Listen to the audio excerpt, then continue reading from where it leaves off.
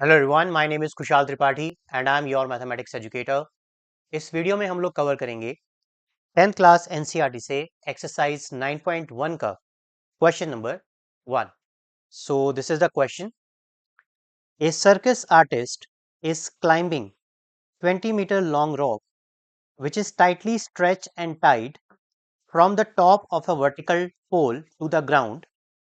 Find the height of the pole if the angle made by the rope with the ground level is 30 degree. See figure 9.11 which is this. Alright. So क्या मतलब है इस question का?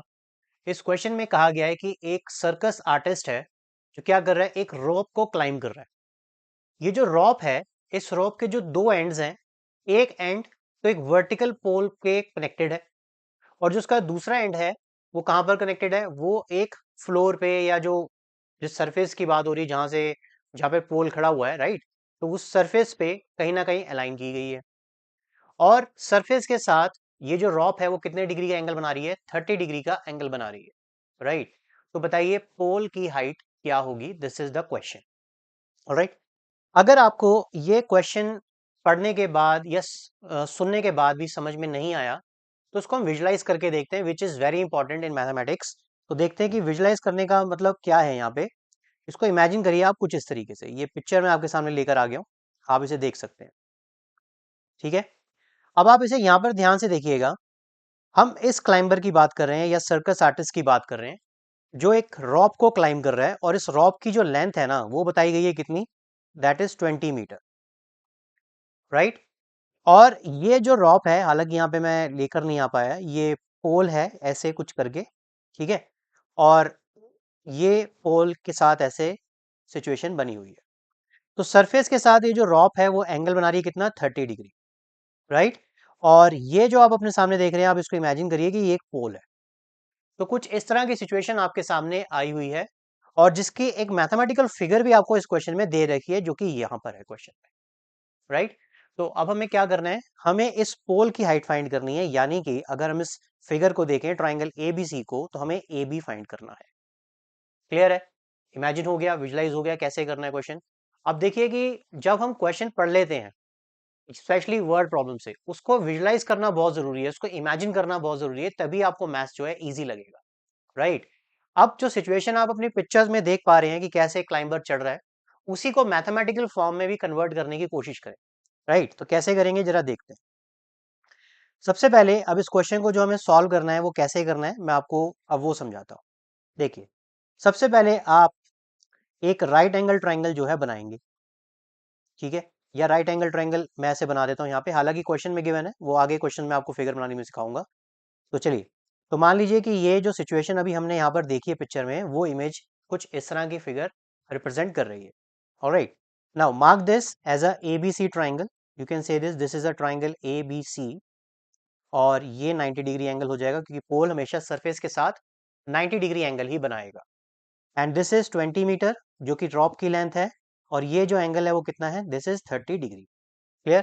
तो अब start कैसे करना है, अब आप लिखिए in triangle A B C, in triangle A B C, A B upon A C is equals to P upon hypotenuse which is equal to how much, sin theta।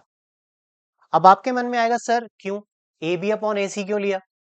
तो मैंने आपको अपनी कॉन्सेप्चुअल वीडियोस में बताया था कि कभी भी एप्लीकेशन ऑफ ट्रिग्नोमेट्री में हमें जो रेशो बनाना है वो कुछ इस तरीके से बनाना है कि एक साइड वो लेनी है जो हमें फाइंड करनी है और दूसरी साइड हमें वो लेनी है जो ऑलरेडी हमें गिवन है। तो अगर हम इस सिचुएशन को ध्यान से समझें तो हमारे पास एक साइड जो है वो A be given, sorry find करनी है, राइट, और ए सी हमें गिवन है। तो हम रेशियो या तो ए बी अपॉन ए सी ले सकते हैं या फिर ए सी अपॉन ए बी ले सकते हैं। But A B upon A सी क्यों लिया मैंने, क्योंकि मेरे को साइन की वैल्यू याद रखने में थोड़ी आसानी रहती है, इसलिए मैंने ए बी अपॉन ए सी ले लिया। ऑलराइट, तो चलिए, तो हमने लिख दिया in triangle A B C, A B upon A C is equal to P upon H, that is perpendicular upon hypotenuse which is equal to sine theta. Alright, तो चलिए अब हम क्या करेंगे, इसमें वैल्यूज को पुट इन कर देंगे।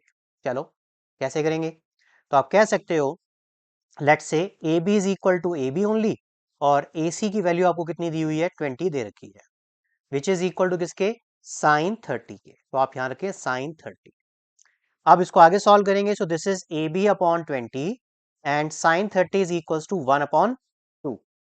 ट्रिग्नोमेट्रिक टेबल आपको याद होना चाहिए, नहीं याद है तो उसको जरूर याद कर लें, या मेरी कॉन्सेप्चुअल वीडियो देख लीजिए जिसमें मैंने आपको सिखाया कि आप ट्रिग्नोमेट्रिक टेबल कैसे याद करेंगे, राइट। चलिए अब आगे हमें क्या सॉल्व करना है, क्रॉस मल्टीप्लीकेशन करेंगे, so this is A B is equals to 20 upon 2, cancel करें, दिस इज 10 मीटर। तो यूनिट को बिल्कुल नहीं भूलना आपने, और इस तरह से आपका ये आंसर आ जाएगा, और अपना फाइनल आंसर आप लिख सकते हैं।